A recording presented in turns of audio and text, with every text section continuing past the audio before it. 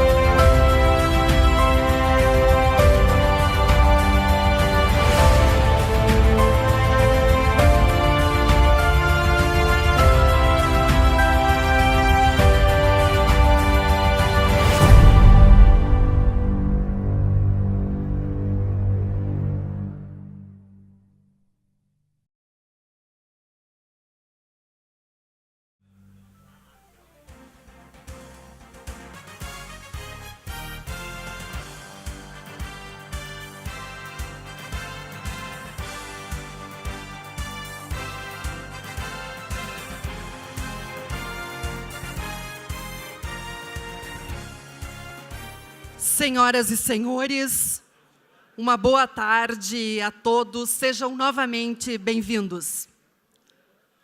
O futuro do Ministério Público e o neoconstitucionalismo, a lógica das instituições e a lógica dos direitos no Estado constitucional.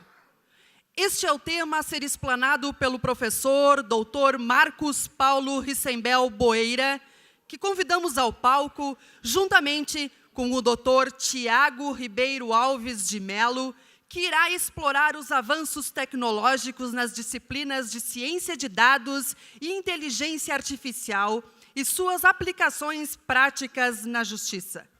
Os palestrantes são acompanhados pelo promotor de justiça, Dr. André de Azevedo Coelho, que coordenará os trabalhos.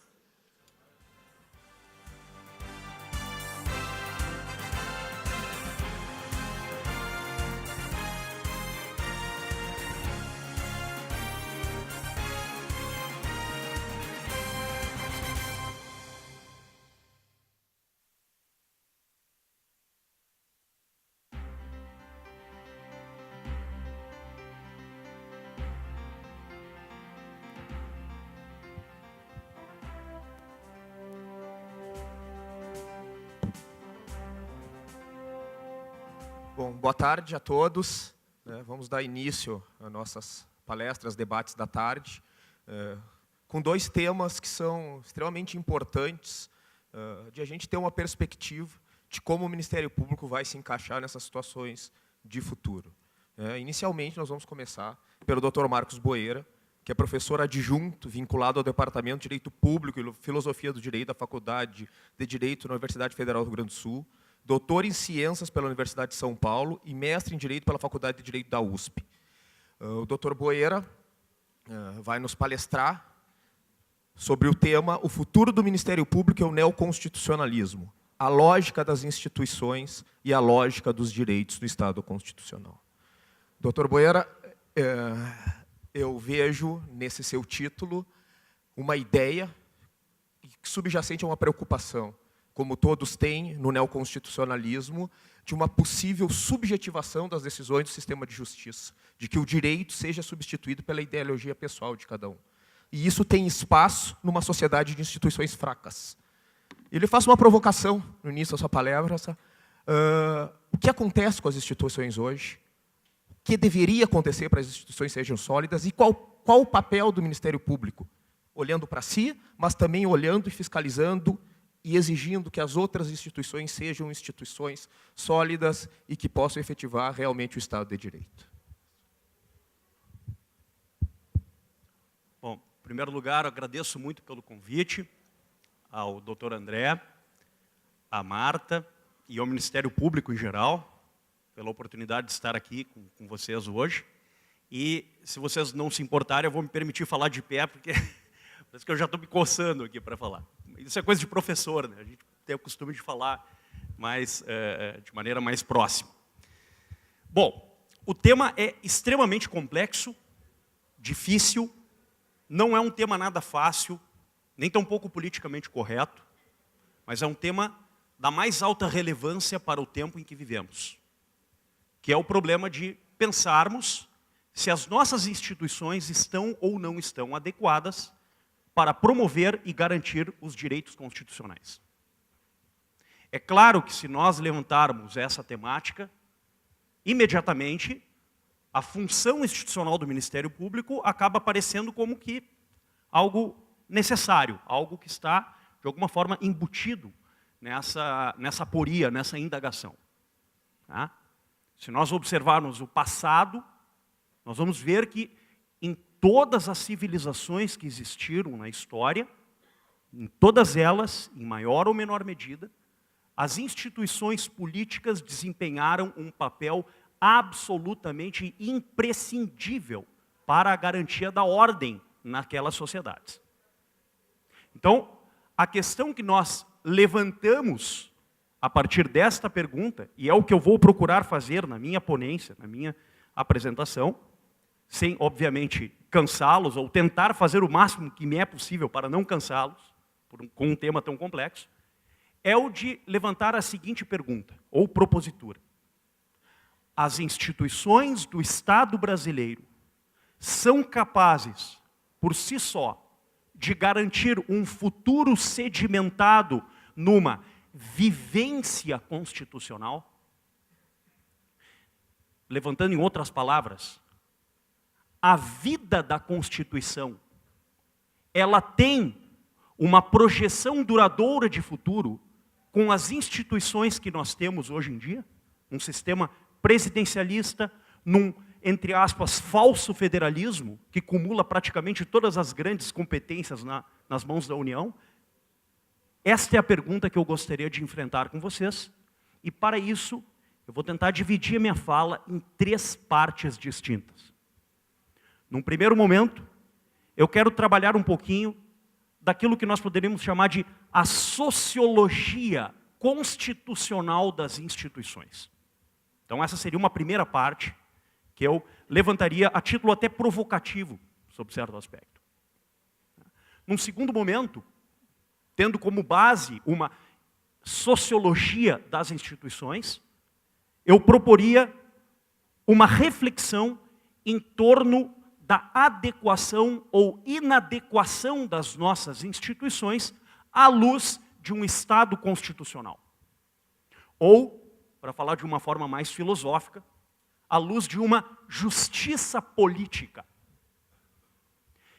E ao fim e ao cabo, eu quero verificar, gostaria de propor uma verificação, melhor dizendo, com vocês, sobre em que medida as nossas instituições, a função jurisdicional que a Corte Constitucional Brasileira, muito entre aspas, e que o Parlamento Brasileiro, também muito entre aspas, tem desenvolvido à luz desses elementos, digamos assim, canônicos de um Estado constitucional. É claro que a minha palestra, embora não pareça, ela contém, nos seus aspectos implícitos, uma importância que eu não diria só meramente acidental, mas eu diria uma importância cabal para o Ministério Público. Porque, diferentemente do que muito se pensa, o Ministério Público não é apenas um custos legis. O Ministério Público é muito mais do que isso. O Ministério Público é um quod custos ordines precedebunt. O Ministério Público tem como dever fiscalizar a ordem. E esta palavra, ordem, tem um significado profundo na filosofia política. Comecemos pela primeira parte. Uma propositura de sociologia das instituições. Existem muitas relações de confiança possíveis.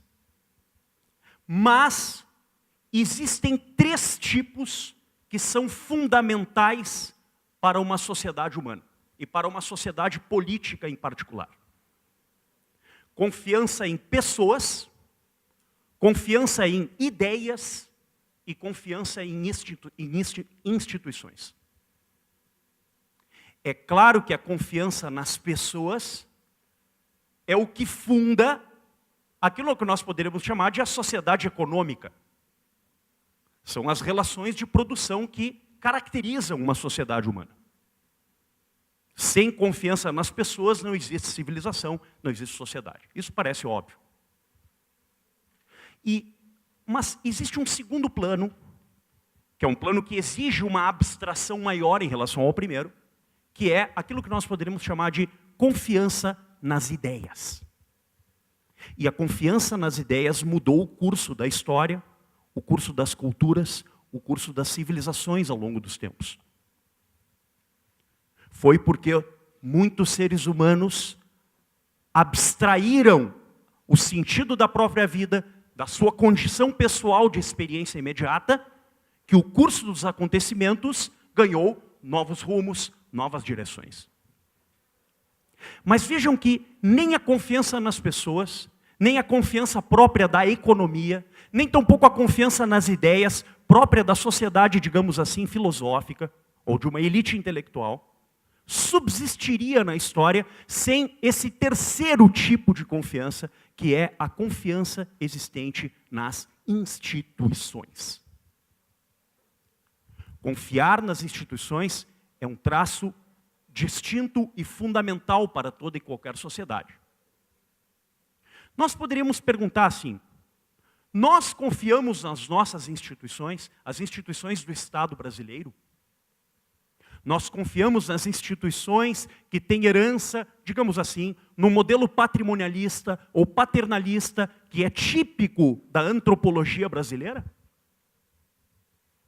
Nós confiamos no nosso modelo atual de instituições ou nós percebemos que esse modelo tem algum aspecto de anacronismo? Existem pelo menos 5 requisitos que caracterizam a confiança que os seres humanos possuem em suas instituições. E aqui eu me refiro a instituições em geral e, inclusive, as instituições políticas. O primeiro requisito indispensável para a confiança em qualquer instituição é o fato de uma instituição, vejam isso, convidar os seres humanos a se comportarem ou a absterem-se de cometer certos comportamentos. Instituição significa um convite a você agir e se comportar de certas formas e evitar agir e se comportar de outras formas. As instituições modelam os comportamentos porque elas convidam as pessoas a se comportarem segundo uma razão de fim. Segundo uma, vou falar aqui com um pouco de aristotelismo, segundo uma causa final. Uma razão teleológica que as vincule. Isso parece claro em qualquer tipo de instituição, e inclusive em qualquer tipo de regime político. Seja ele uma democracia, um totalitarismo, uma república, uma monarquia, o que quer que seja. O segundo traço característico é que as instituições, ao mesmo tempo em que exigem ou solicitam certos comportamentos, elas estabelecem limites para esses comportamentos. Elas delimitam o horizonte das atividades humanas. Dizem até onde nós podemos ir e até onde nós não podemos ir. Vejam isso. Comportamentos, limites. Terceiro atributo das instituições. Desculpem ser um pouco didático no início, mas isso aqui fará diferença no final. Podem crer em mim. Terceiro atributo fundamental das instituições. As instituições servem para justificar uma autoridade. Autoridade, a palavra autoritas na língua latina vem da expressão autor. Aquele que age e com isso constrói uma narrativa. Isso é ser autor, isso é ter autoridade. O que as instituições fazem é permitir com que esta narrativa seja ou esteja sedimentada num plano de legitimidade. É autoridade aquele que é legítimo. E é legítimo porque as instituições assim o determinam.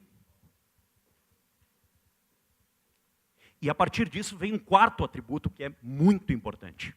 Muitíssimo importante, eu diria.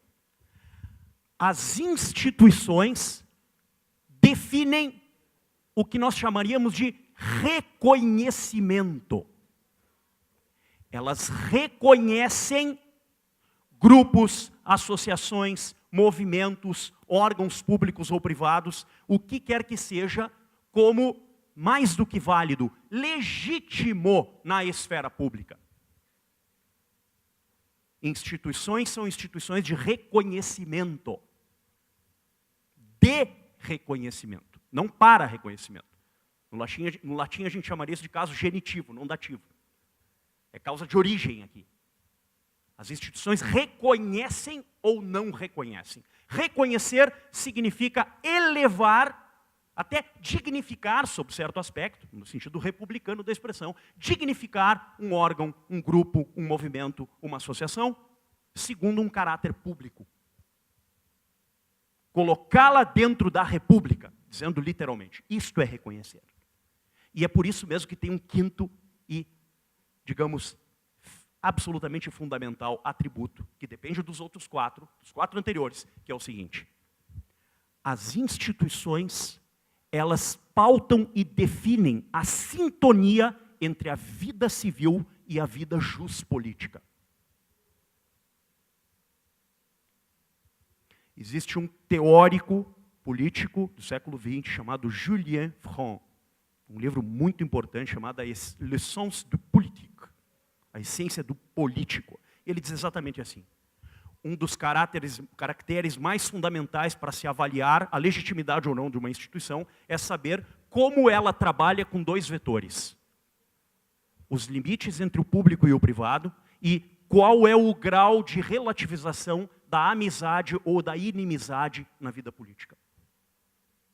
Como os amigos e os inimigos se conversam, divergem ou convergem. Quais as possibilidades do consenso, para dizer em outras palavras.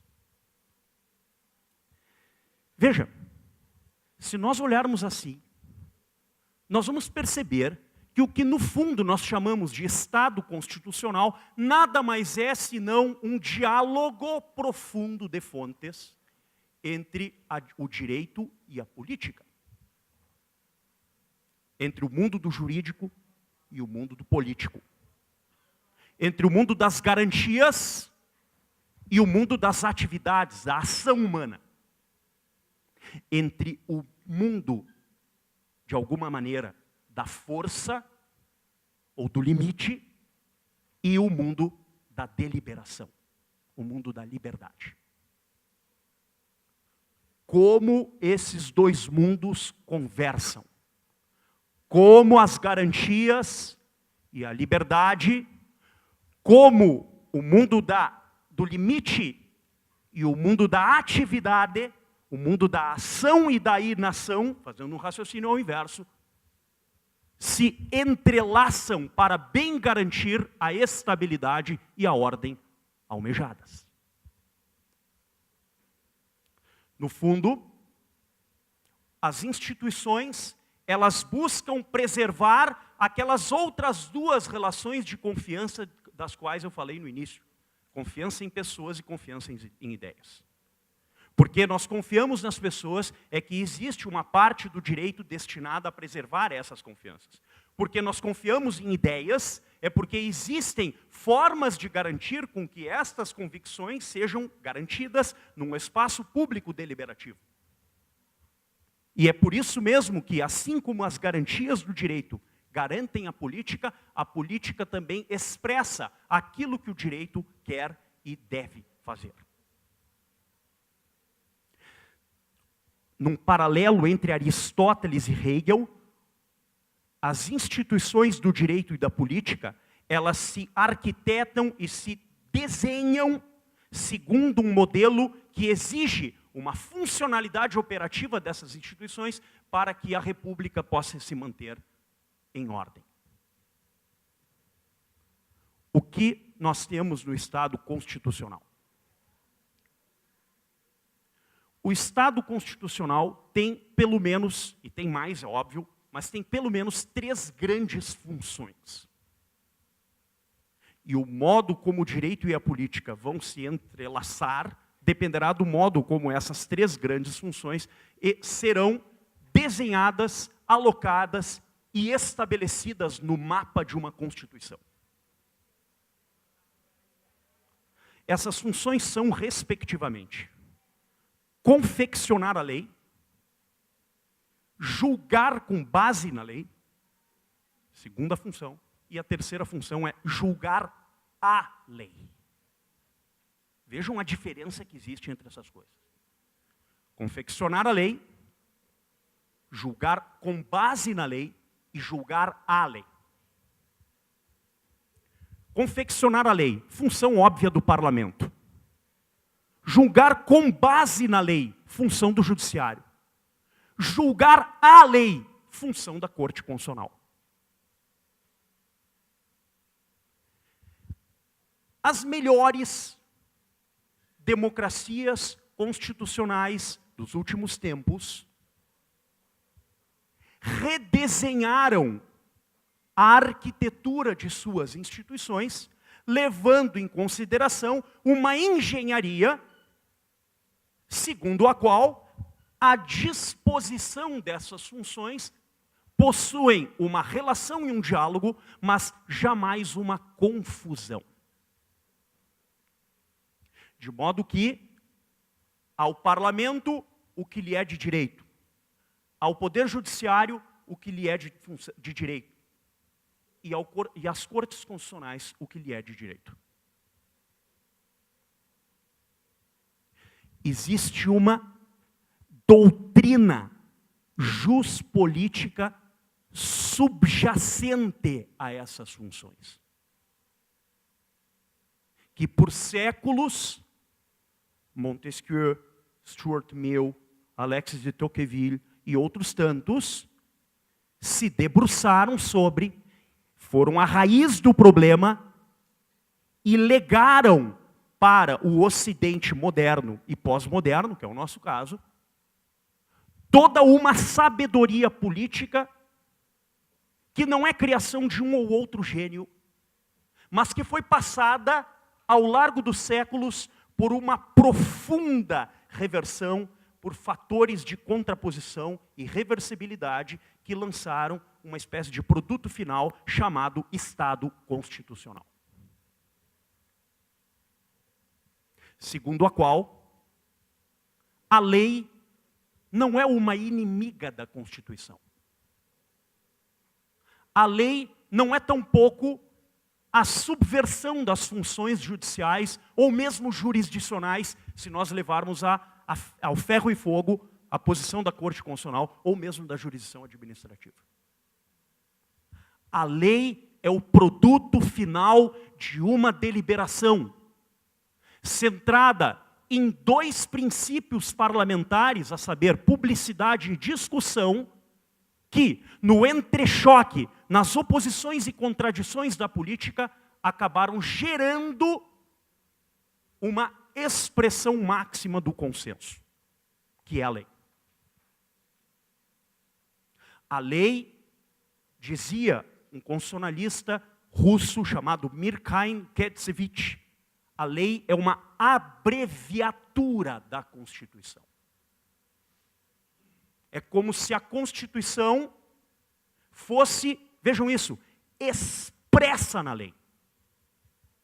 A lei carrega consigo não só a luz da Constituição, mas todo o embate prévio que as diversas correntes de interpretação dentro do parlamento acabaram, no final das contas, no final do embate, no final do conflito, da clivagem, gerando a lei.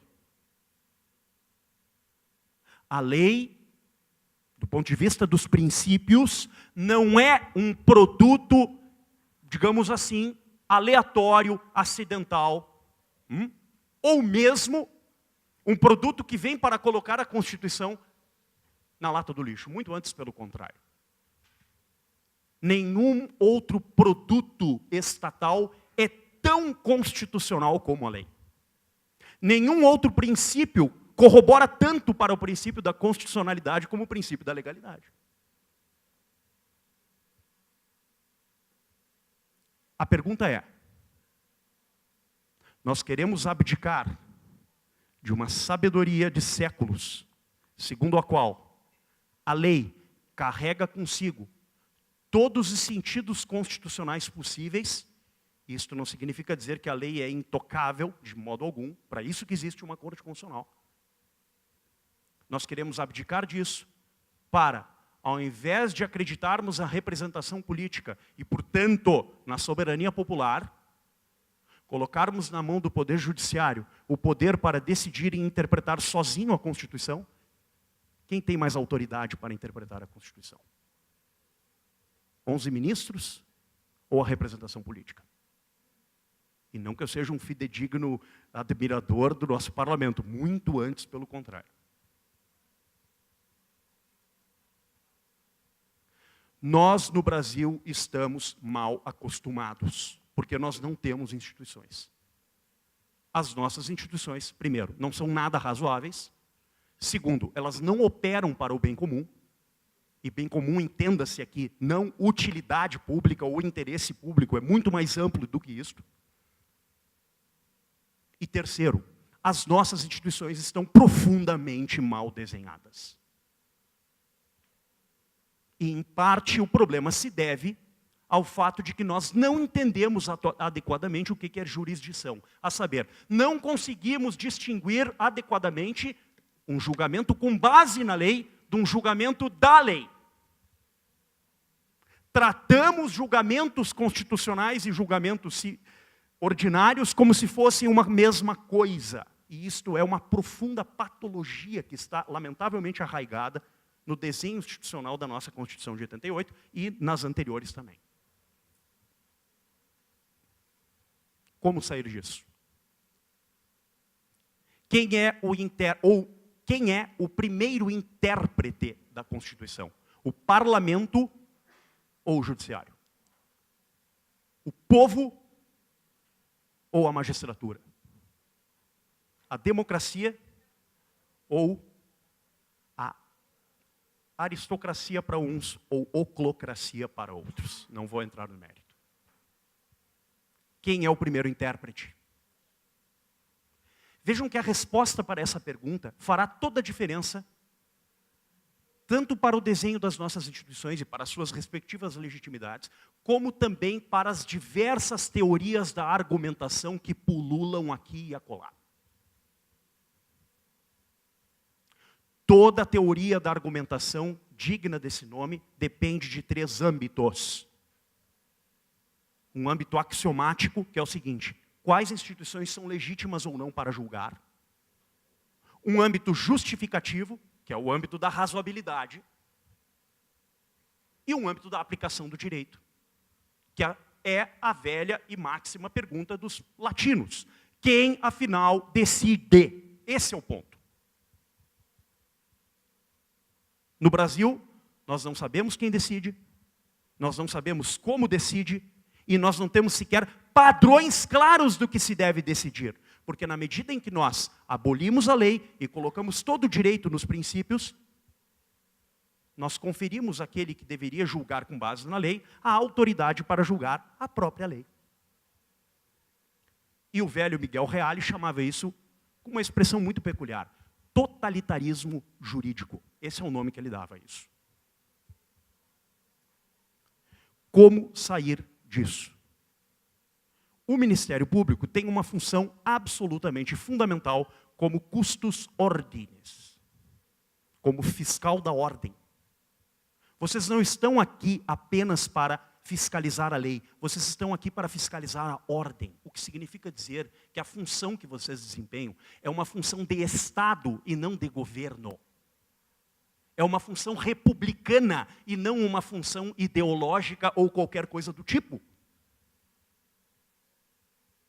Quando vocês fiscalizam a lei, desculpe falar de uma forma clássica, como se eu estivesse na década de 70, mas é isto mesmo.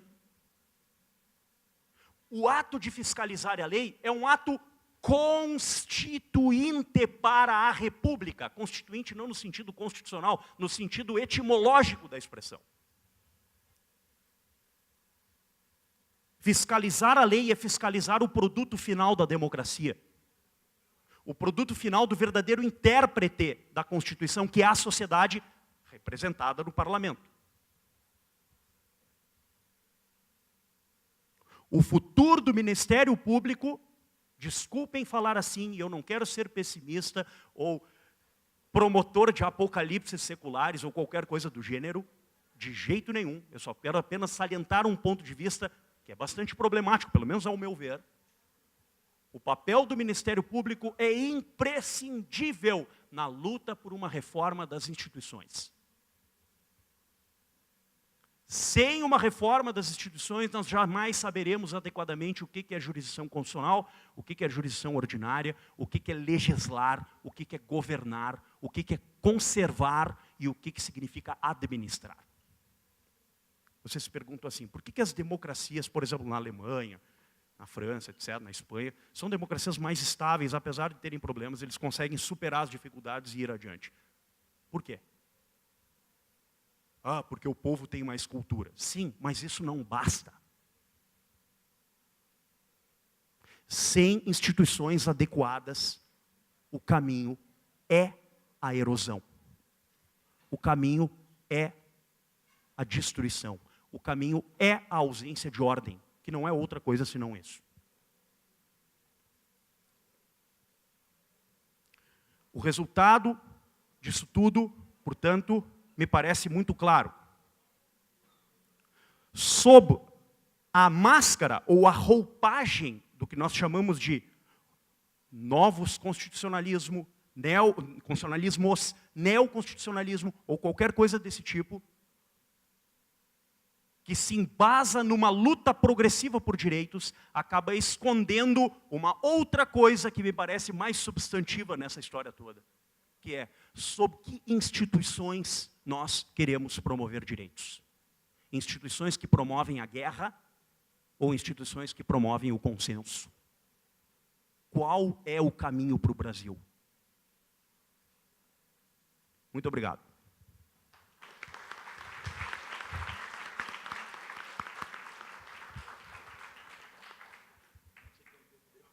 Não marquei também. Pessoal, 2 avisos. Primeiro, quem tiver alguma pergunta, eu solicito que faça por escrito, tá? E depois a gente faz ao final, para não ter uma descontinuidade entre as palestras. Tá? E o segundo aviso, de pedir para ler, lembramos aos participantes que durante o coquetel das 18 haverá troca de obras literárias. Os que desejarem adquirir livros para participar da troca, informamos que há uma livraria a 3 minutos do hotel, ao lado do Palácio dos Festivais, na galeria em frente à Rua Coberta. Solicitamos que deixem as obras no local sinalizado e aguardem o momento em que serão convidados para retirar um livro, a fim de que todos possam visualizar as obras e tomar conhecimento das indicações dos colegas. Doutor Boeira, muito obrigado pela palestra. Perguntas vêm ao final. Eu tenho uma já. Tá? Passamos, então, agora para o Dr. Tiago Ribeiro Alves de Mello. O Dr. Tiago possui graduação em Economia pela Universidade Potiguar, mestrado em Business Management pela University of Liverpool e doutorado pela Universidade de Salamanca. Atualmente é revisor de periódico do Journal of Brand Management, revisor de periódico da Corporate Social Responsibility and Environment Management, revisor de periódico da Journal of Environment Management e revisor de periódico da Environmental Engineer and Management Journal. Tem experiência nas áreas de administração, com ênfase em administração de empresas. O Dr. Tiago vai nos brindar com uma palestra, e o senhor me corrija se eu estiver errado no meu questionamento, mas que eu vejo como uma possível inteligência artificial, uma capacidade cognitiva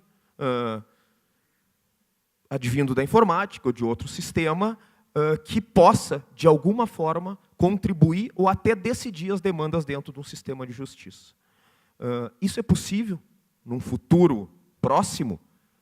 E, aliado a isso, como ficaria o nosso papel? O papel dos promotores, dos juízes, das pessoas que operam um direito? Haveria uma substituição desses agentes por um sistema inteligente? Muito obrigado. Obrigado a você. Oi, pessoal, tudo bom? Além de tudo isso daí, eu trabalho na Softplan, na área de desenvolvimento de softwares, né? Meu doutorado foi focado em modelagem, em matemática, ligado à área ambiental, responsabilidade social. Softplan, para quem não conhece, é líder em transformação digital do Brasil. A gente desenvolve o SAGE para tribunais, ministérios públicos, procuradorias. Infelizmente, não temos nada ainda aqui no Rio Grande do Sul. Espero termos em breve. É uma honra estar aqui. Obrigado pelo convite. Honra de verdade. Assim, eu acho que o Ministério Público é das poucas instituições assim que dá orgulho, né, da gente falar. Eu estava até vendo antes o vídeo aqui de vocês. Chega a ser até emocionante, né, o trabalho que vocês fazem. Opa, obrigado. Tá bom. Tem outra instituição também que eu respeito bastante, mas eu acho melhor não falar muito. Não sei se tem gremista aqui. Aquela instituição que ontem estava lá na Arena, Rubro-Negra, ligada à área esportiva. Mas vamos passar essa parte, que é outro tema. Mas aquela também me orgulha bastante, foi bonito ontem, né? Aquela é a canarinho, é a amarelinha, a rubro-negra funciona. Mas vamos lá. Espero responder aí as perguntas do André durante a palestra. Hoje, nesse exato momento, assim, essa pergunta dele, a gente vai ser substituído algum dia por uma máquina? Acho que sim, acho que é quando e como isso vai acontecer. Na nossa área do direito, isso não deve acontecer nos próximos 10, 15 anos, mas motorista de táxi, por exemplo, pessoal que faz atividade paralegal, enfermeiros, médicos de não diagnóstico, esses aí já estão sendo substituídos aos poucos, né? Eu acho que nos próximos 10, 15 anos estamos livres. Tem um estudo da consultoria McKinsey que fala que os últimos a serem substituídos, os profissionais, serão psiquiatras, juízes e alfabetizadores de crianças. Eles não falam que eles não vão ser substituídos, falam que vão ser os últimos a ser substituídos. Vamos lá. Antes de falar sobre o presente e o futuro, queria contar um pouquinho da minha história, como é que eu cheguei aqui, né, por um economista com um doutorado aí na área de responsabilidade social, falando sobre inteligência artificial aplicada ao direito, né, não tem muito a ver. Em 2004, quando eu tinha acabado de concluir o meu mestrado, eu fiz um mestrado na Inglaterra, vou até colocar no meu currículo, o Verovelli já me sugeriu colocar que eu fui bartender do Cavern Club, que é o bar dos Beatles. que eu acho que é uma das coisas mais legais que uma pessoa pode fazer na vida, né? Apesar de fazer doutorado também ser bem interessante, mas barman do Cavern Club é diferente. Assim que eu voltei do meu doutorado, eu sou de Natal, né? Vocês já devem ter percebido, moro em Floripa, apesar do sotaque já estar bem carregado de Floripa, deve ter percebido no sotaque nordestino, fui trabalhar numa empresa de pesca, pesca extrativa, baseada em pesca oceânica de atuns, espadartes e afins. Assim que eu comecei a trabalhar na empresa, eu fiquei horrorizado com a imprevisibilidade que existia na atividade, né? É inerente a atividades extrativas, mas para você operar um barco de pesca, você tem que colocar 8 pessoas no mar durante 20 dias, compra isca, compra anzol, compra rancho. Gasta em média, o investimento para um barco passar 20 dias no mar é mais ou menos R$80 mil. E esse barco voltava 20 dias depois, alguns com 1.000 quilos de atum, outros com 11 mil quilos de atum. E em que empresa, no caso, se baseava para fazer projeção de lucro, né? E a gente exportava os atuns frescos, né? Eles iam do aeroporto de Natal para a França, para a Espanha, no gelo. E eu fiquei horrorizado, né? Pô, mas como é que esse barco pescou 1.000, esse aqui pescou 10 mil, e para onde é que eles foram? Eu disse, não, os barcos não podem informar para onde eles são, porque isso aí é a estratégia do capitão do barco. Eu disse, pô, mas e a empresa, né? Vocês precisam saber quanto vai faturar, né? Tem gente lá na Espanha, na França, querendo saber se vai comprar 1.000 quilos ou 9 mil quilos, e o preço vai depender disso. Então, eu tinha acabado de voltar do mestrado, né? Pô, fazia lá um monte de modelagem econométrica, um monte de coisa legal. Eu disse, pô, eu vou criar um modelo aqui, vou desenvolver um sistema aqui nessa empresa. Isso aqui é um sistema em Access, não sei se tem gente de TI aqui. Bem amador, né? Mas a intenção era desenvolver um sistema que pudesse dar algum tipo de previsibilidade para a atividade pesqueira. Então, a intenção era montar uma planilha com 25 variáveis, né, 25 campos, em que o capitão do barco tinha que dizer o tipo de isca que ele estava levando, o tipo de anzol, qual era a temperatura da água na hora que ele lançou o anzol, qual era a fase da lua, aonde ele estava geograficamente, em qual local, e, enfim, ele contar toda a mágica que ele fazia, que nunca contou para ninguém, colocar aquilo lá, e quando voltasse, a gente ia alimentar o sistema, e a gente, depois de 2 anos, ia saber exatamente se, olha, esse barco vai sair no dia 22 de março, e a previsão do tempo nos próximos 15 dias é de 20 graus sem chuva, coloca tal tipo de isca, tal tipo de anzol, e vai para pescar ali próximo de Fernando de Noronha, porque é lá que o peixe está. E ia ser lindo, né, para a empresa. Eu lembro que eu comentei com meu pai, morava com meus pais na época, meu pai até falou, disse, meu filho, os peixes estão ferrados, né? Eu não tinha ainda a consciência ambiental que eu tenho hoje, disse, não, pai, tem muito peixe aí, isso aí é a conversa aí do Greenpeace. Felizmente, naquela época, tudo deu errado, né? Felizmente, não sei para quem, eu acho que para mim que eu mudei de área. Deu errado. Imagina um capitão contar sua mágica, né? Imagina um capitão lá pescando a 50 quilômetros da costa, ter que registrar tudo o que ele faz. Muitas vezes ele não sabe a temperatura exata, né? São informações que ele tinha por instinto.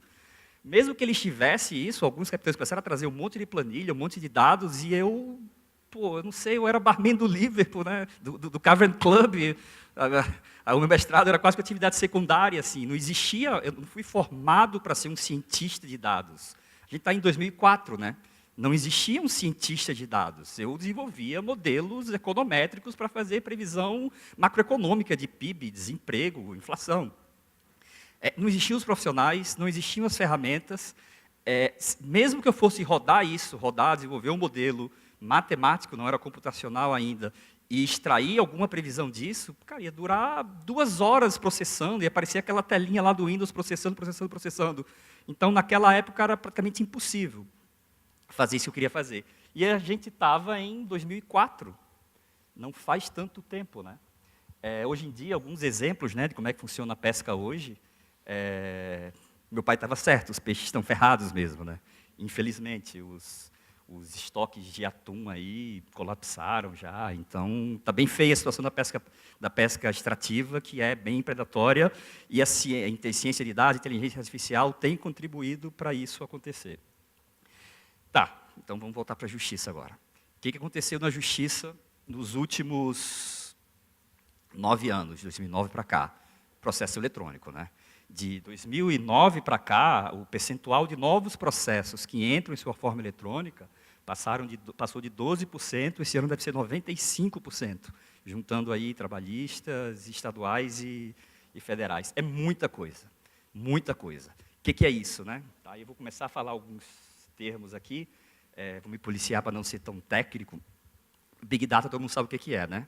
A definição clássica do Big Data são os 5 Vs.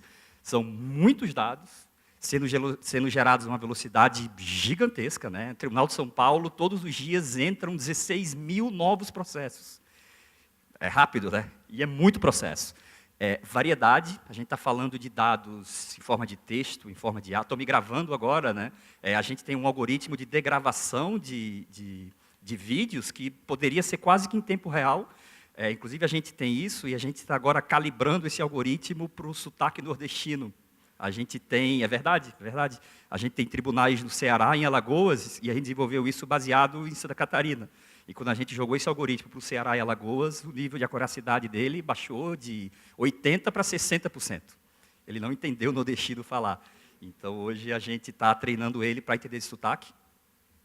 Nível de acuracidade, né? Acurácia, assertividade. Nada nesse mundo vai ser mais 100%. Tudo tem níveis de segurança. Apesar de ter aquele 1%, que talvez seja aquele 1% que eu preciso, como diria nosso amigo Wesley. Então, variedade, volume, 16 mil processos. Imagina 16 mil processos, cada um desses processos com 60 páginas de uma petição inicial, cada página com 40 KB. E valor e veracidade são os últimos 2 Vs que foram introduzidos aí para definir o Big Data, porque não adianta você ter um dado vazio que não te traz nenhum valor, e ele tem que ser verdadeiro, né? Vide o que a gente vem vendo aí sobre fake news. Tá, mas e agora? Big Data, né? 95% dos processos eletrônicos, o que eu faço com isso? Felizmente, nos últimos 7, 8 anos, desenvolveu-se uma nova disciplina mesmo, acadêmica, chamada Ciência de Dados, que é uma disciplina, na verdade, que juntou 4 outras disciplinas que já existiam antes.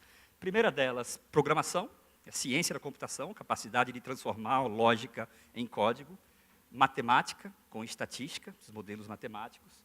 Engenharia da computação, aqueles 16 mil processos por dia tem que ser processados, né? Lembra que eu falei que no meu modelo preditivo lá de quantos peixes eu iria trazer daqui a 20 dias, passava 2 horas processando, não pode ser isso, né? E a computação em nuvem, processamento em nuvem, ajuda bastante nisso.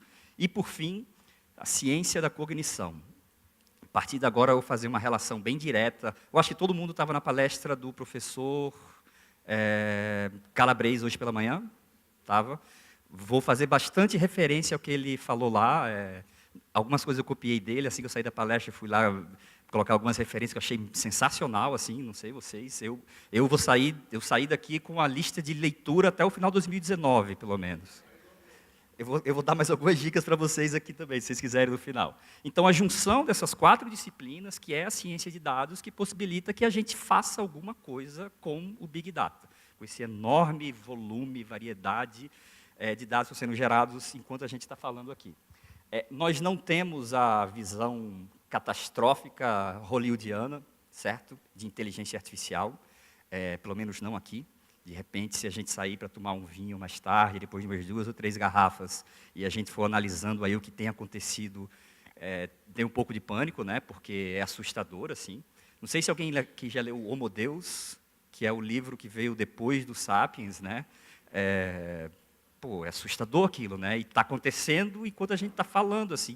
Possivelmente o Homo Deus, que é a espécie de ser humano que vem depois do Homo sapiens, possivelmente ele já nasceu, já está aqui entre nós, já está coabitando com os Homo sapiens.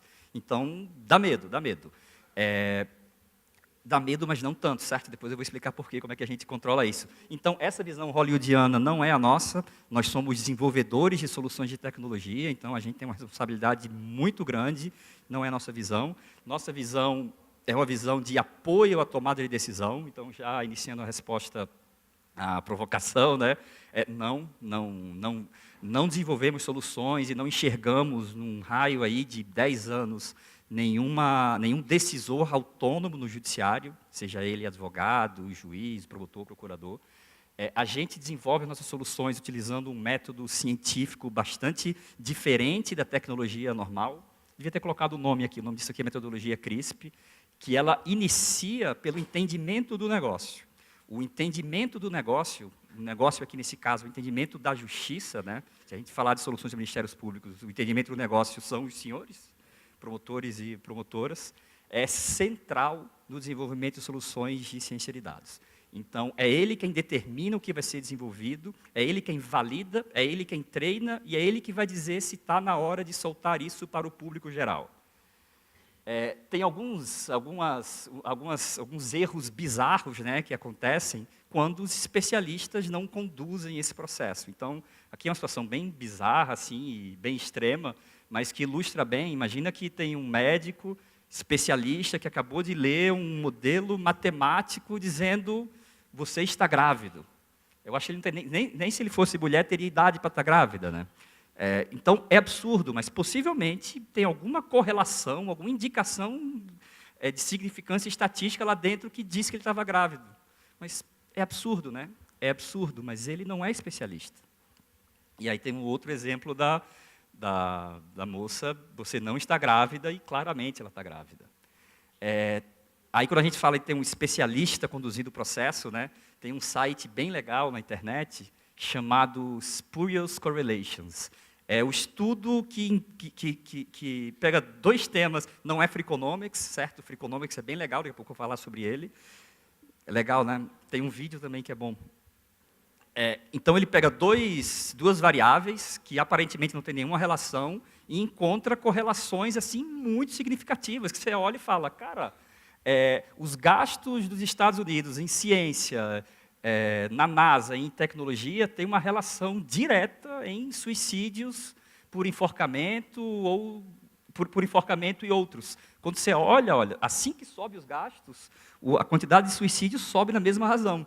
Então, se não tiver um especialista lendo isso e dizer, cara, isso é coincidência, não tem nada a ver, alguém vai começar a dizer, para de investir em ciência porque isso vai causar suicídio. Não tem nada a ver. Tem outros desses, se você quiser anotar lá, você passa uma hora só lendo isso. A relação entre filmes de Nicolas Cage e mortes por afogamento em piscinas. Se alguém olhar isso daqui num estúdio de Hollywood, vai dizer assim, cara, para de contradizer Nicolas Cage, vai ter que mudar de profissão, porque ele está causando mortes em piscinas. Tem alguma coisa a ver? Não. Mas tem que ter um olhar especialista conduzindo, né? Na verdade, o especialista aqui, quando vai entender o negócio, vai dizer assim, não, essa variável aqui, Nicolas Cage, tem nada a ver com morte em piscina. Nem coloca essa variável no modelo.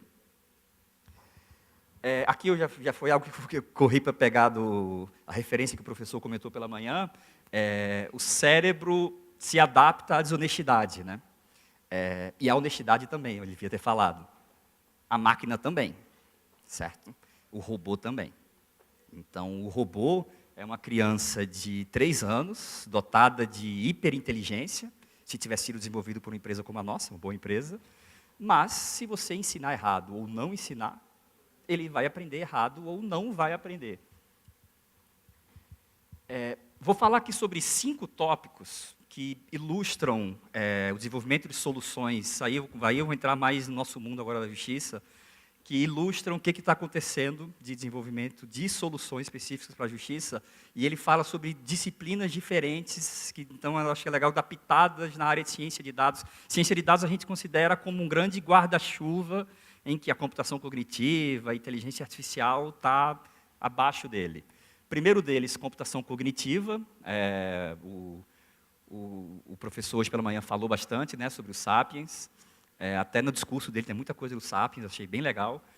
O que é cognição? Cognição é a capacidade, de acordo com a definição do Sapiens, de aquisição de conhecimento por raciocínio, memória e associação. O que é a computação cognitiva? É uma máquina fazer isso no lugar do ser humano.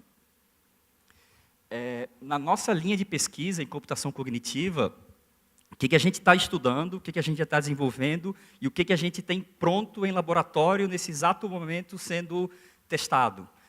Tem alguém do Ministério Público do Mato Grosso do Sul? Não. O Mato Grosso do Sul está sendo um dos testadores, desenvolvedores, né? Testadores não, que a gente desenvolve junto dessas soluções.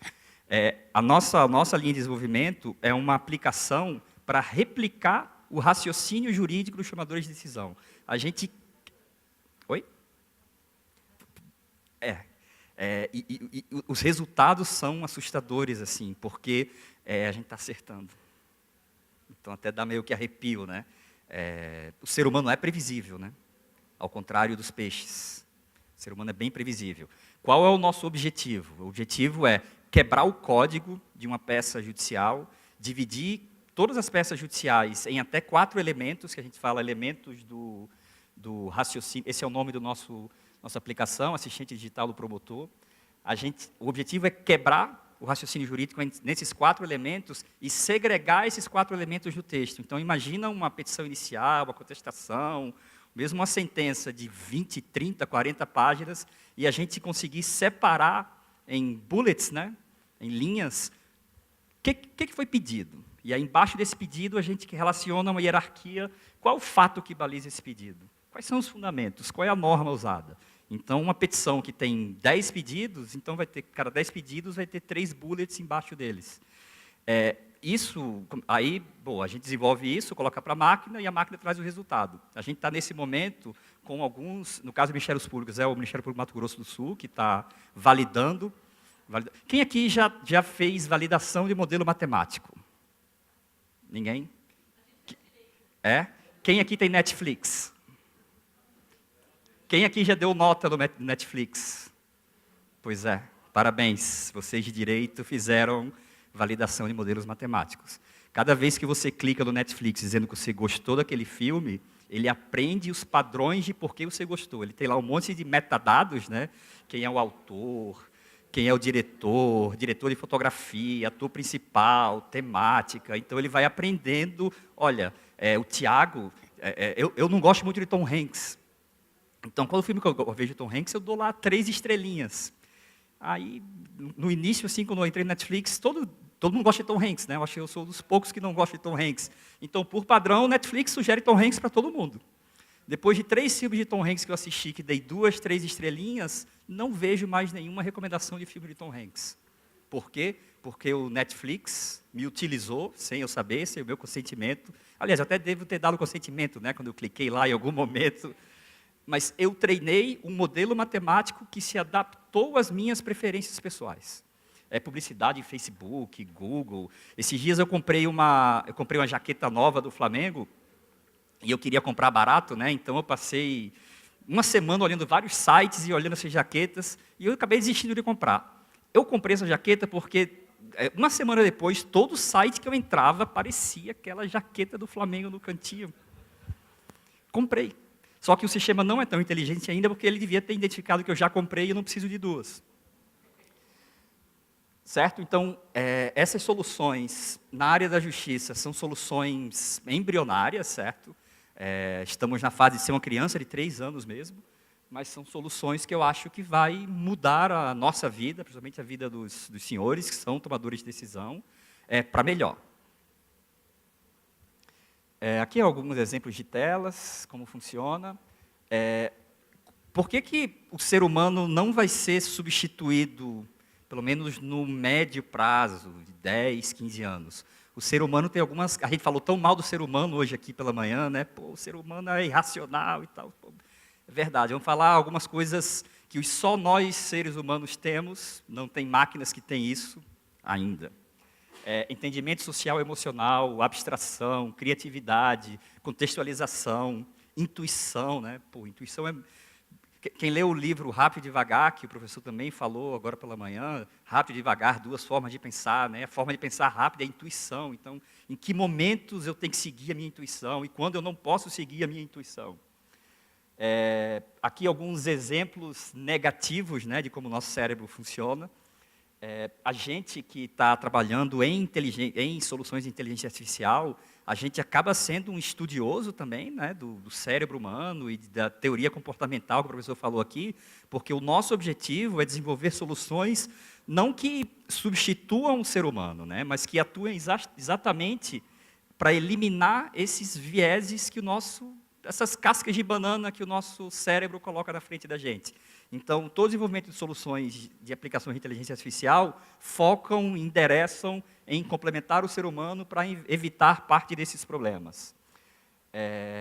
Aqui eu tirei até essa foto, não era nem para ter colocado, é mais falando mal, né, do cérebro, influências inconsistentes sobre o comportamento humano. A memória humana não é confiável e não lembrar de coisas não é mais uma atividade humana. Eu não preciso lembrar de coisas, a máquina lembra para mim, fica lá guardado. Eu tenho que ter etiquetas, né, tags que me fazem buscar mais rápido essa informação. Essa informação está lá em algum lugar, não precisa ser o nosso cérebro, pode ser uma máquina, então eu tenho que ter alguma tag aqui interna que desperte um processo que eu vá buscar essa informação em alguma máquina. No futuro vai ter ligação, né, máquina com o cérebro, então vai ser mais fácil. Ontem, né, saiu uma notícia muito legal aqui. A gente fala muito de inteligência artificial, que é como se fosse uma criança de 3 anos, né, que está aprendendo, e faltam exemplos assim para a gente ilustrar. Mas como assim uma criança? Então, aqui saiu uma notícia ontem que, pela primeira vez, conseguiram provar como funciona a regeneração do cérebro de uma criança. E é algo assim que, o trabalho com inteligência artificial, a gente tem limites, né?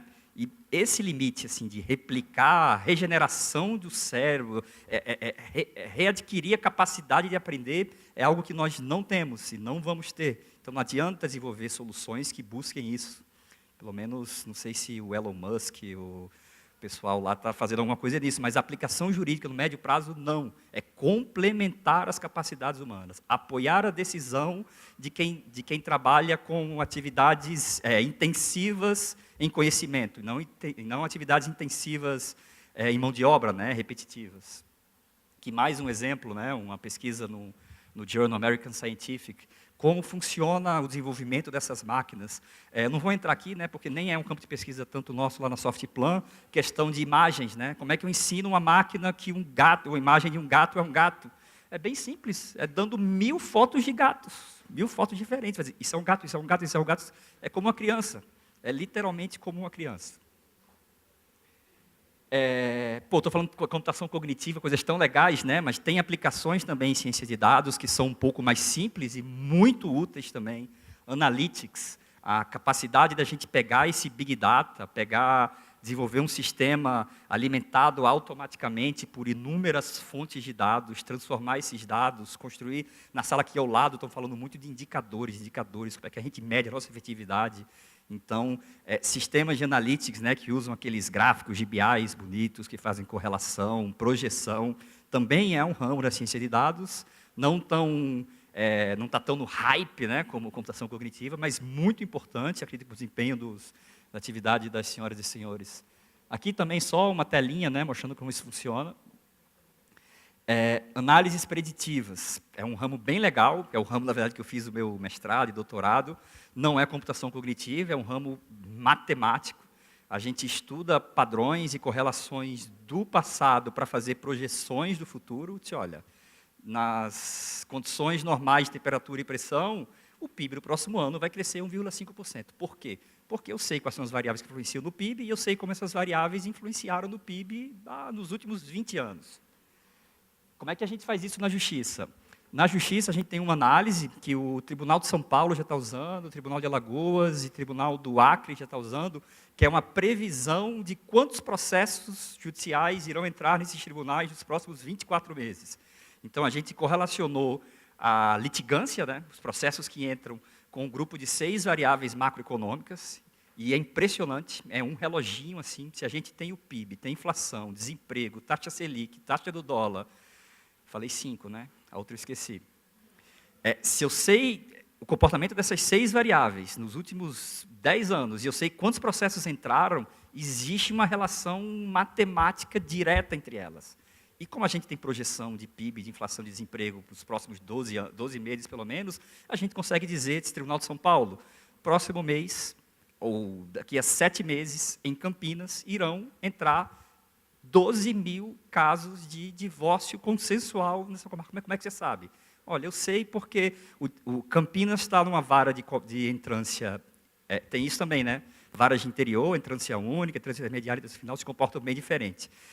O desemprego vai aumentar, divórcio, certo? O desemprego vai aumentar, o PIB vai cair, e essas 2 variáveis têm uma relação direta com o divórcio. Então, vai cair, vai aumentar 3% a quantidade de divórcios aqui em Campinas. É quase que uma certeza matemática. E essa certeza matemática não funciona para Araçatuba, porque Araçatuba é uma comarca de entrância inicial e, não sei por qual razão, vai ter que ser o psicólogo para explicar, as pessoas têm mais tolerância a não se divorciar. Então, isso daqui é meio que um código que a gente já quebrou. Quantos processos irão entrar? Outro código, né, que a gente quebrou, fala que a gente quebrou, mas não é quebrar, é entender, conseguir explicar. Previsão de duração de processos. A gente utilizou aqui uma técnica chamada análise survival, que é uma técnica que os médicos utilizam para prever sobrevida de pacientes terminais de câncer. A gente considera um processo judicial como câncer, um paciente, só que a gente faz o efeito contrário, né? Quando eu falo a gente, quer dizer o tribunal. O objetivo do tribunal é que esse paciente morra o mais rápido possível, atendendo o princípio da razoabilidade e da duração do processo, né?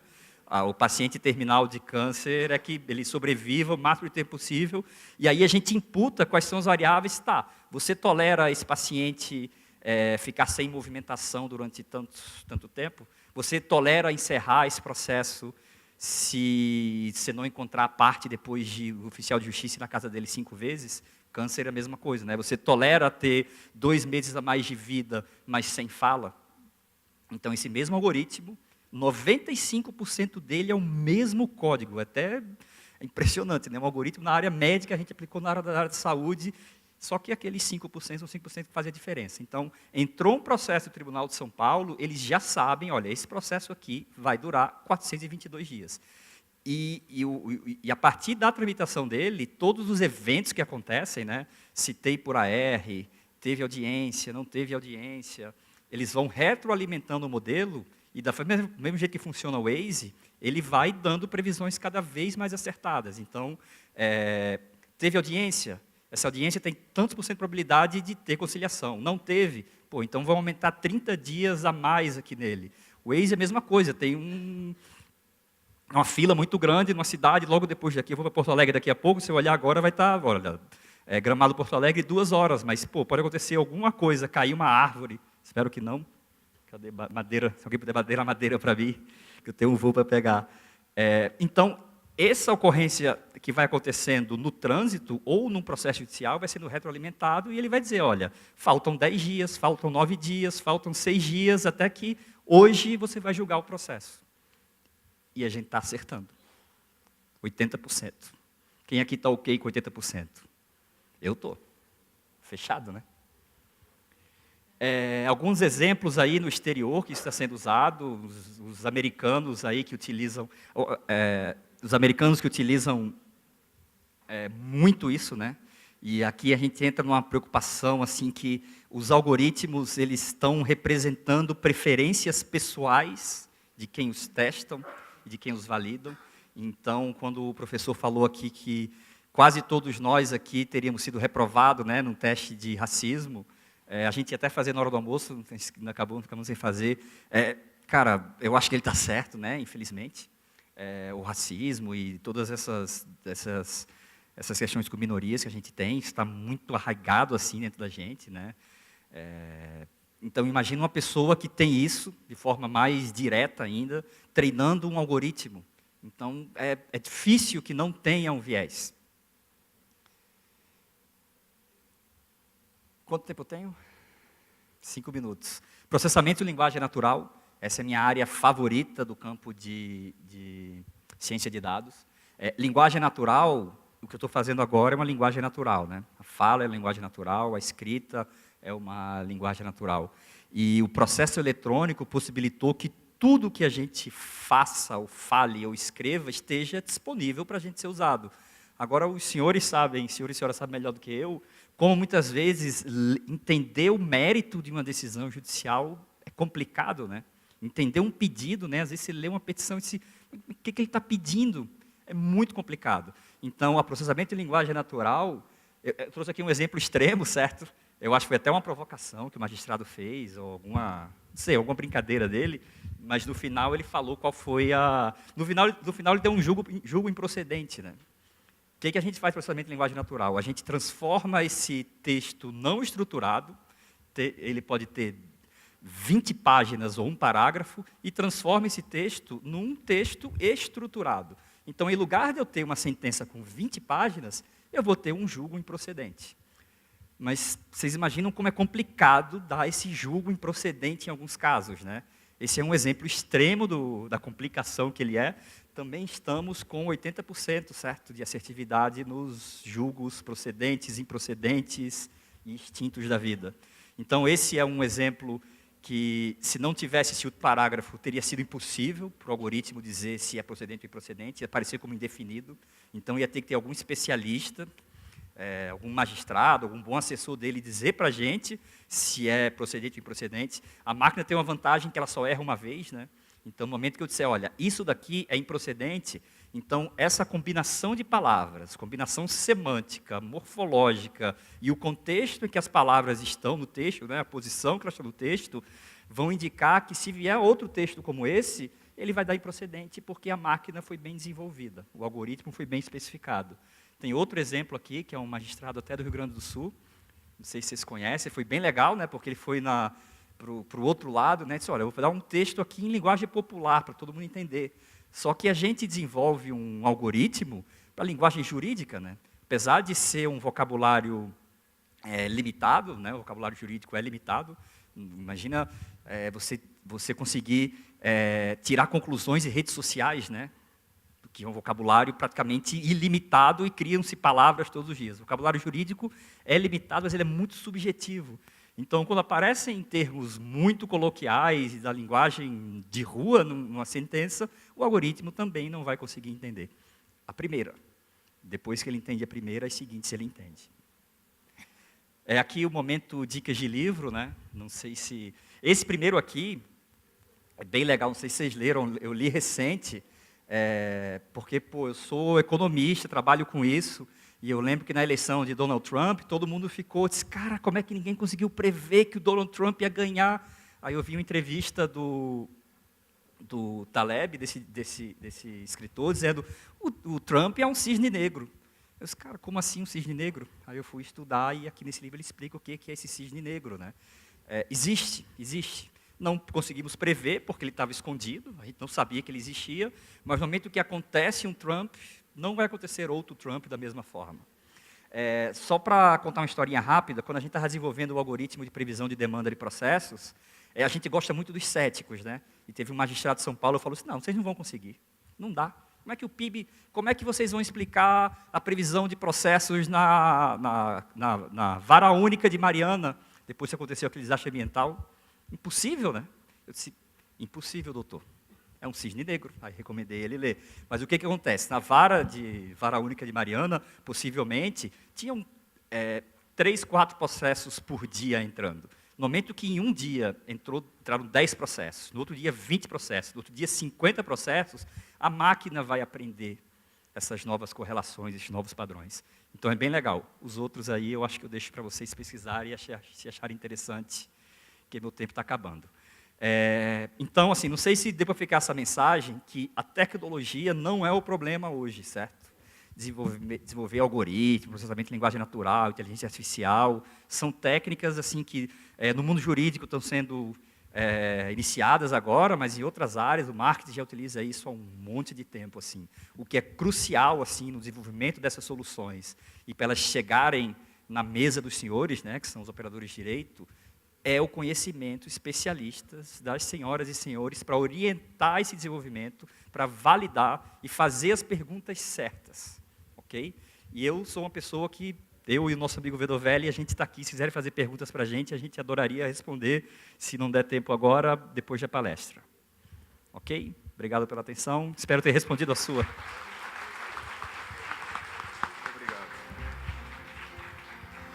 Obrigado pela palestra. Alguém tem alguma pergunta? Alguém quer dirigir alguma pergunta a algum dos palestrantes?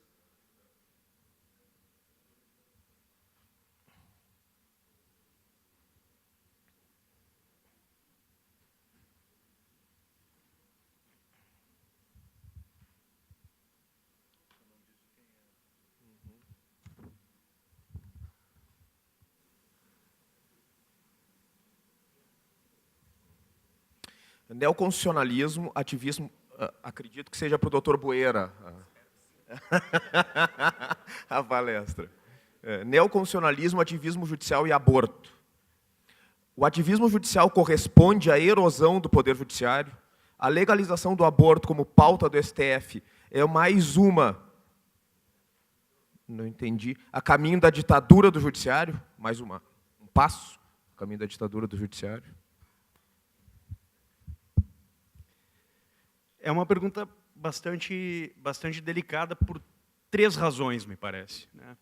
Primeiro, a grande questão é a seguinte: quem nós referendamos como o poder necessário para tomar decisões morais? Essa é a primeira pergunta que tem que ser feita, né? Quer dizer, quem é a autoridade para determinar isto ou aquilo em termos morais? Essa me parece uma pergunta bastante complexa, e se nós irmos desde a ética normativa, filosofia analítica da linguagem, filosofia da moral, segundo as condições, digamos assim, de uma meta-ética, até o plano das decisões propriamente ditas do Estado e das instituições, nós vamos perceber que existe um vácuo aí nesse caminho, nessa trajetória, que nos dá mais perguntas do que respostas.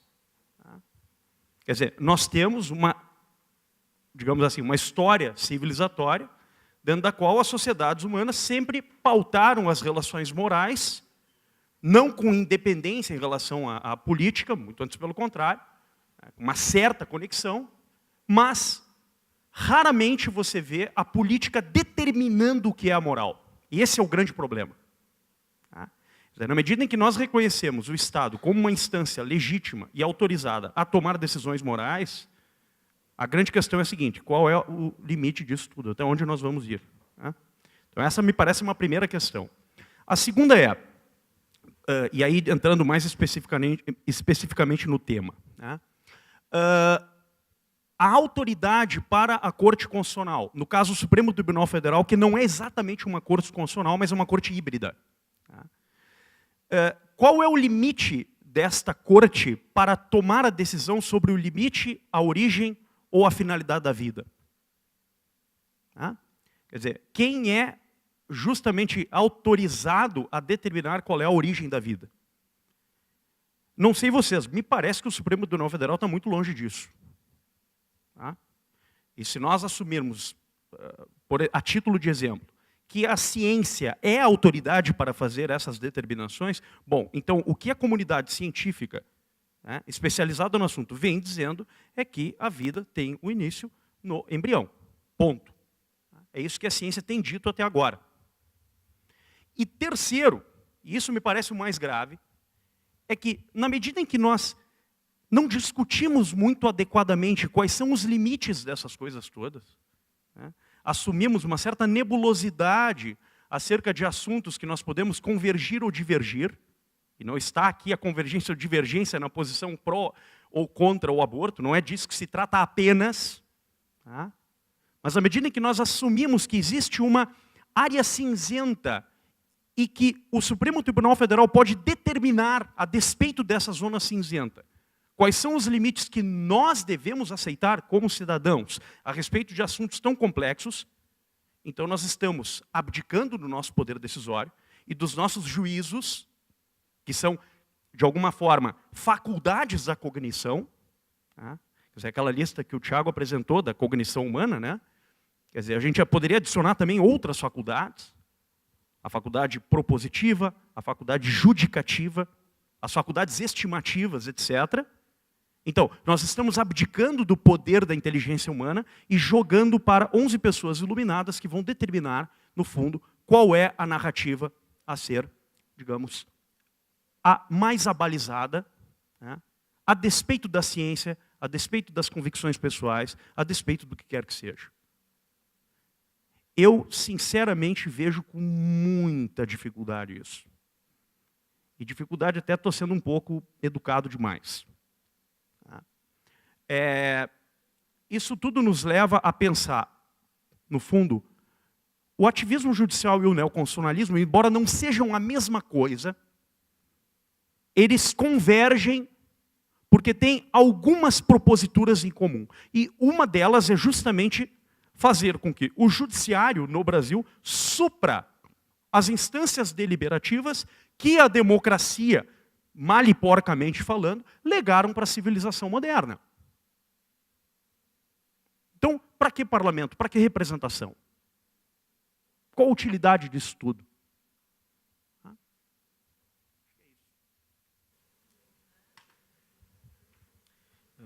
Mais alguma pergunta? Bom, enquanto chega, eu vou me permitir a fazer uma pergunta também para o Dr. Boera. Estou vendo que tem mais perguntas circulando ali. Antes de ela chegar aqui, eu vou fazer uma pergunta. Que eu acho também que reflete, pelo que eu tenho acompanhado em grupos de conversa entre colegas, uma certa agrura dos colegas do Ministério Público. E eu quero relacionar essa sua palestra com a seguinte situação. Pelo que eu entendi, parte-se de 3 ideias, que devem ser estanques e separadas em Estado de Direito. A produção da lei, a aplicação da lei e o julgamento dessa lei. Julgar pela lei e julgar a lei. Isso, no Brasil, por mandamento constitucional, se confunde essas 2 últimas, porque todo juiz é juiz constitucional. Tá? Todo juiz, antes de aplicar a lei, tem legitimidade e o dever de fazer um controle de constitucionalidade dessa lei. Aí que é a minha pergunta. Isso, pelo que eu percebi, foi entendido como uma invasão do direito na política. Mas será que é isso mesmo? Será que não é, na verdade, uma invasão da política, aí por um órgão que não tem legitimidade democrática, na própria política? Explico. Se nós formos olhar hoje o que se tem decidido em direito penal, o tal falado garantismo penal, nós temos decisões, e aqui eu sou garantista, mas eu vou discutir muito quais são as efetivas garantias do réu. Ninguém aqui quer a condenação de ninguém sem as garantias constitucionais. Mas quais são elas? Entender que a reincidência é atenuante e não agravante, porque o Estado não ressocializou. Ou entender que um traficante pode andar armado porque a atividade dele é perigosa. Ou atender que o simples algema de um réu, numa audiência, implica a anulação de todo o processo, mesmo sem a demonstração de prejuízo.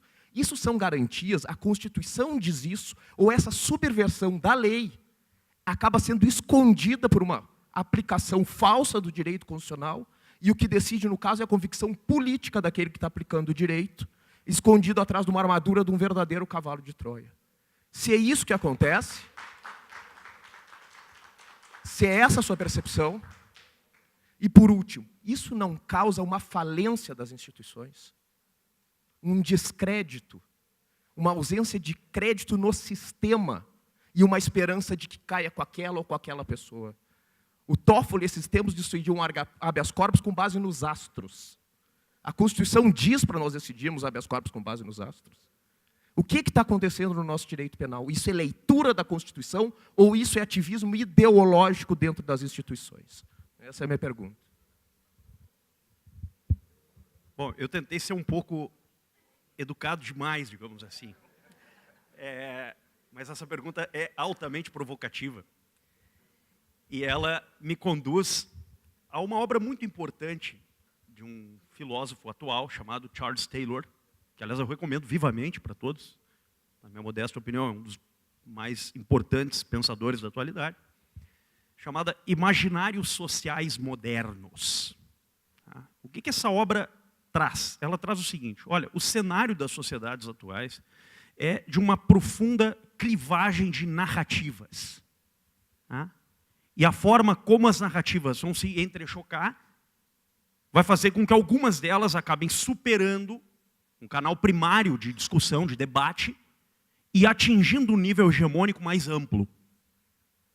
E, portanto, absorvendo e abarcando um horizonte, digamos assim, muito maior de pessoas, de gerações, etc, etc, etc. Pois bem, o que acaba acontecendo no nosso caso, muito particularmente? No nosso caso, acaba acontecendo uma espécie de relativismo absoluto a respeito das visões de mundo.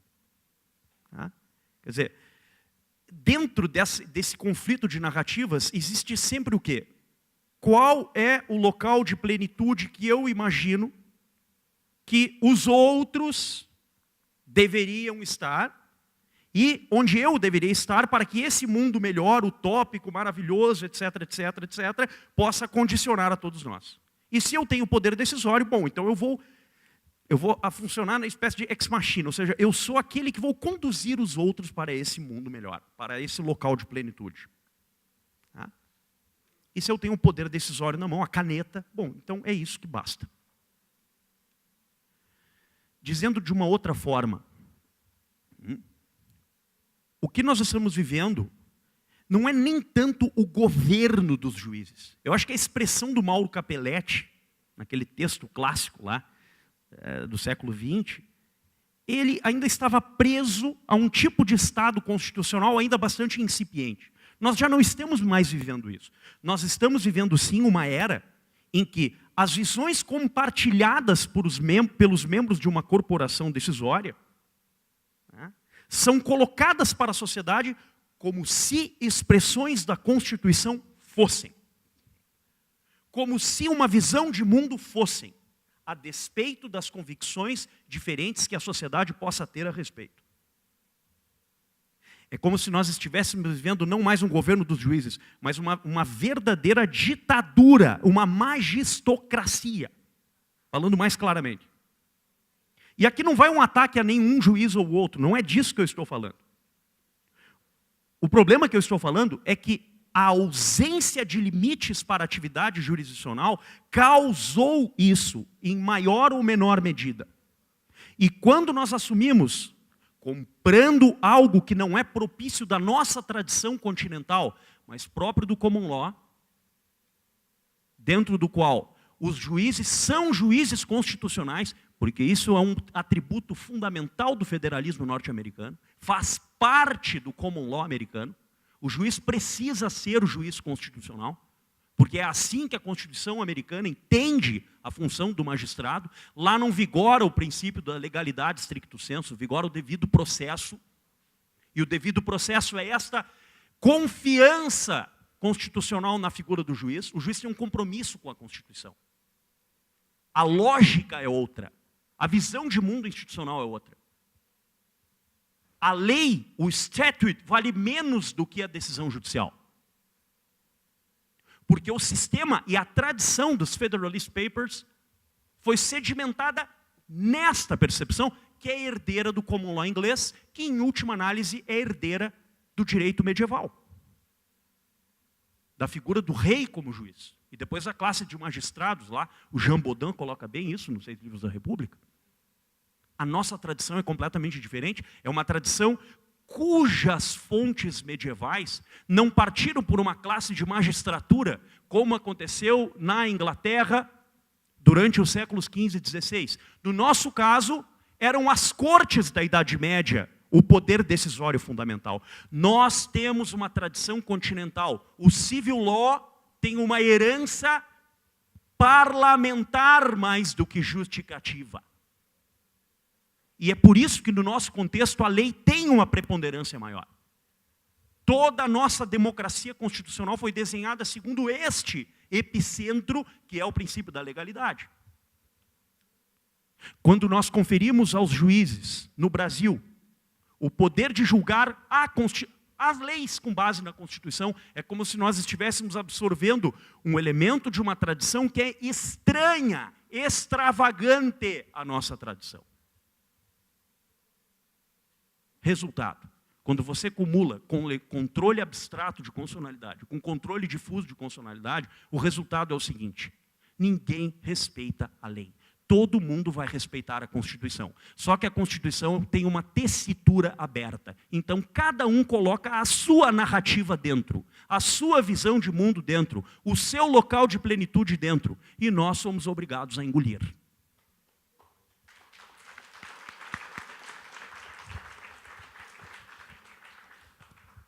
Pergunta para o Dr. Tiago, mas antes um aviso. Tribuna livre amanhã às 9h30, sob coordenação do Dr. Cláudio Bonato. Dr. Tiago, pergunta da colega Ângela Dalpós. Tá? A doutora Ângela lhe pergunta: quais as habilidades humanas devem ser incentivadas nos nossos filhos? O que estudar nas escolas, se certas profissões não vão existir quando eles forem adultos? E as escolas dão prioridade ao acúmulo de conteúdo que a máquina já faz. Opa, vou dar opinião, certo? Eu não sou especialista em educação de filhos. Não tenho, minha mãe adoraria. Eu recebi uma pergunta dessa, que eu não tenho filhos ainda, e está tendo uma pressão bem grande lá em casa para ter, então não fala para ela não. eu acho que tem duas coisas, né? No aspecto mais direto, matemática, não tem para onde correr. Se alguém aqui conhece gente que está fazendo pesquisa acadêmica ou trabalhando para grandes empresas em qualquer área, em química, física, biologia, tudo é matemática, tudo é ciência de dados e análises preditivas, então, base matemática na veia. Matemática associada a fenômenos naturais, química, física e biologia. Biologia, eu acho que vai bombar aí, né, a interação máquina-homem, como é que vai ser.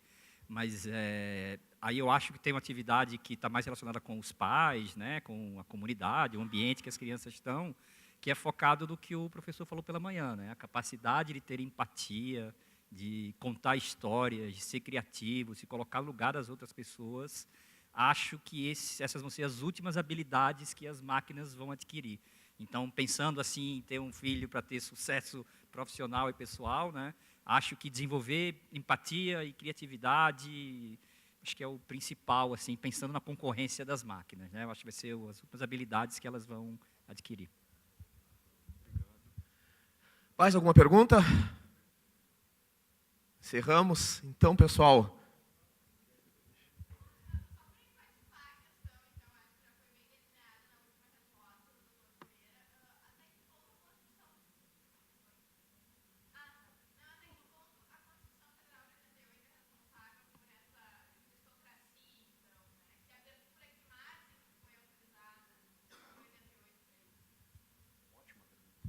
Excelente pergunta. Primeiro, não sei se dá para responder direto assim, quebrando protocolos. A pergunta é excelente, né? Por que me parece que, de alguma forma, autorizou, e aonde está na Constituição esse problema? Né? Autorizou porque na Constituinte, de fato, todos os assuntos foram debatidos, menos um. E esse assunto é o seguinte: quais são as instituições mais adequadas para a estabilidade e a ordem?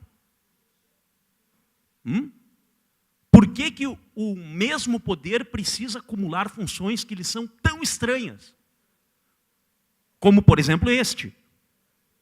Um juiz pode julgar a validade da administração, a validade de uma lei, e qual é a interpretação correta da Constituição. Vejam isso. Vejam o poder extraordinário que este agente público tem. É um poder até superlativo dentro do Estado Constitucional, porque nenhum outro agente público tem este poder. Nenhum. Nem aquele que decide sobre contas, nem mesmo o executivo, nenhum órgão da administração pública, nem o Ministério da Fazenda, tampouco qualquer outro ministério. E o problema reside, portanto, me parece, primeiro, falta de sintonia entre o modelo federativo e a organização dos poderes. Primeiro ponto.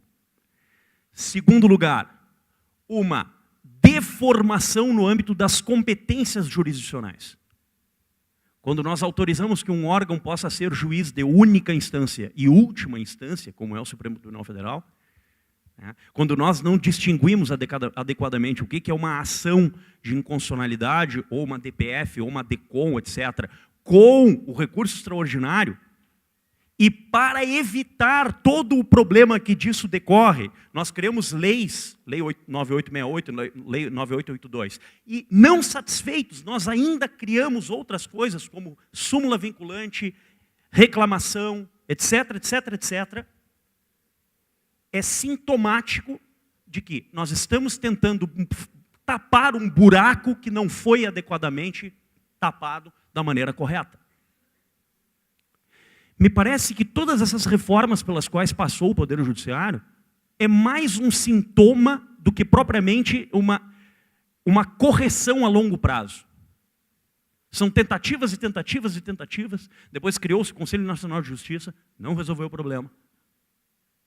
Quer dizer, é sintomático o que nós estamos vivendo. Tá? E nenhuma crítica, por favor, direta à publicização das decisões do Supremo. Não é disso, não é uma crítica direta a isto, mas é apenas uma aporia que eu gostaria de levantar. Que tipo de moção interior, do ponto de vista cognitivo, afetivo, apetitivo e até racional, um ministro do Supremo tem para julgar casos tão relevantes, tendo a Globo, o SBT, Band, etc., filmando até os intervalos das sessões? Será que o personagem não acaba falando mais alto do que a consciência desses magistrados? Será que a figura pública não acaba matando a figura privada?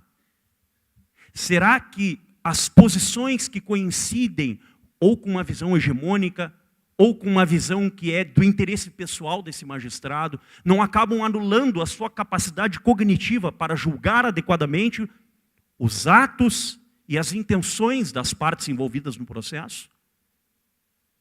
São perguntas que me parece, até o momento, não respondidas de maneira adequada. Então, tudo isso me leva a crer. A Constituição de 88, lamentavelmente, não resolveu o problema. Primeiro, porque não existe uma articulação adequada entre os títulos 13 e 4. E segundo, porque as competências ali discriminadas não corroboram para uma visão realista da jurisdição. E, portanto, autônoma da jurisdição, onde a jurisdição da Constituição, a jurisdição da lei e a jurisdição da administração, que deveriam, num Estado constitucional digno desse nome, ter autonomias, embora dialogáveis, distintas, separadas segundo uma razão de fim, não. O que acontece é uma confusão conceitual absoluta que acaba gerando uma confusão na própria vida do Estado. O Estado brasileiro é uma irracionalidade total. Quer dizer, entre a linguagem e a realidade, entre os juízos, conceitos e proposições e a vida juspolítica, existe um hiato. E esse hiato provoca o quê? Uma erosão na ordem. O Carl Schmitt tinha uma visão, né? uma expressão sobre isso, quer dizer, o nomos da terra. O que é a ordem? O nomos. Os gregos chamavam assim, né? Aristóteles diz assim também, Platão também. O nomos. Quer dizer, uma concepção de ordem implícita que fundamenta toda a civilização. Quando a gente perde a noção de ordem, a gente chama de ordem pública isso, né? No direito público.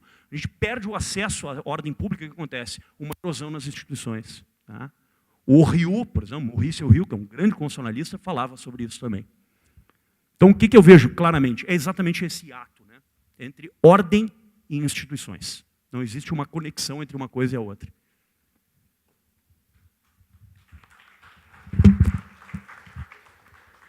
Bom, então, como agradecimento ao Dr. Tiago, ao Dr. Boeira, pelas brilhantes palestras e ensinamentos que nos deram aqui, eu lhe entrego um mimo da associação, dos colegas.